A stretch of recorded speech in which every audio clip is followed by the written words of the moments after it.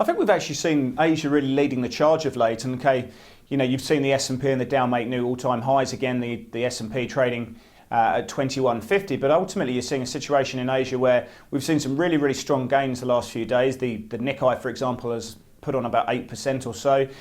Dollar yen rallying from that 100 mark on the nose right up to 105. So 500 points in a few days is pretty big considering the implied volatility in that market. Sterling yen a whopping 900 points in 3 days. And I think people have got very excited about a potential stimulus package. And we've seen at least two various Japanese officials coming out today and actually saying that helicopter money, this phenomenon of using the central bank to give money directly into the public's hands, is off the table. And that could very much be a risky program. Although I probably would agree that helicopter money has many, many guises, and effectively if you look at the run rate by which they're actually creating Japanese yen and buying JGBs, actually is higher than the run rate that they stipulated. So you could make an argument that monetizing of debt and helicopter money is actually going on at the moment. But certainly, Japanese assets have been very, very strong of late. And I think there's a bit of hesitancy today in Asia, and it could be something that reverberates into Europe and into US trade when that opens at the moment.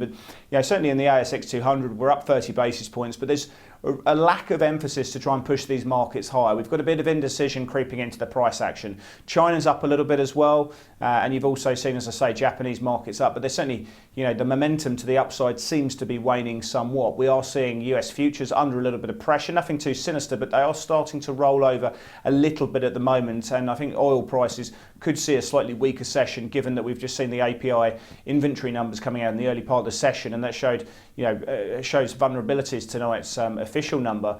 So I think, what we're likely to see at the moment is these markets have been doing very well. Tonight's going to be a make or break session though, because some of the momentum seems to be coming out of these Asian markets after a strong gain.